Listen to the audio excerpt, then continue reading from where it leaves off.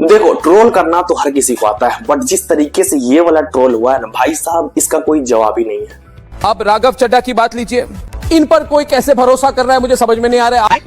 ये तो latest news है भाई लोग, जब से राघव चड्ढा बीजेपी में शामिल हुए तो बहुत सारे लोगों ने उनको ताना मारा, बहुत सारे लोगों ने उनको रोस्ट किया। और ये सवाल मैं क्यों पूछ रहा हूं, क्योंकि राघव चड्ढा की पूरी पॉलिटिकल करियर आम आदमी पार्टी में बनी। ये सबसे ज्यादा गाली बीजेपी को देते थे, सबसे ज्यादा एंटी मोदी लाइन इनकी थी। एंड बहुत सारे लोगों ने उनके पुराने जिसमें बीजेपी को गाली देते या बोले तो उनके ऊपर थूकते, उनके ऊपर तोहमत लगाते हुए नजर आए, उन सभी लोगों ने उनको ये वाला ताना या ये इस तरीके से ट्रोल किया। और मेरा ये मानना है कि बीजेपी एक गुंडों की पार्टी है, अनपढ़ गुंडों की पार्टी है, वो सिर्फ गुंडागर्दी करते हैं। बट भाई साहब, प्रकाश राज भाई साहब क्या बंदा है ये।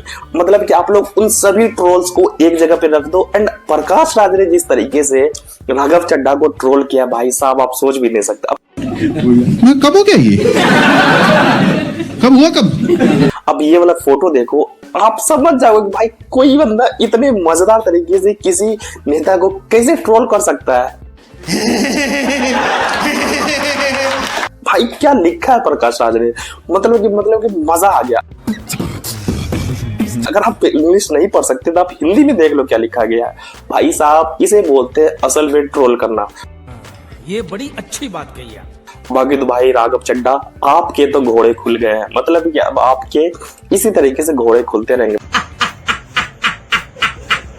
बाकी मैं जाते जाते एक चीज जरूर बोलना चाहूंगा कि जिस तरीके से राघव चड्ढा ने आवाज उठाई थी सिम के लिए, लंबे रिचार्ज के लिए, 28 से 30 दिन वाले प्रॉब्लम के लिए, एयरपोर्ट पे सस्ता समोसा एंड कॉफी के लिए, ये सारी प्रॉब्लम्स तो अभी तक सॉल्व नहीं हुई। बाकी देखते हैं, अब तो वो सबसे बड़े पार्टी में गए हैं जिनका सत्ता उनके हाथ में है। देखते हैं ये सारी प्रॉब्लम वो सोल्व कर पाते हैं या नहीं।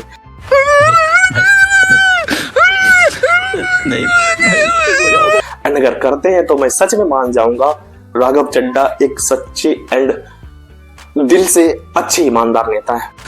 तू समझा? हाँ। नहीं, तू समझा नहीं।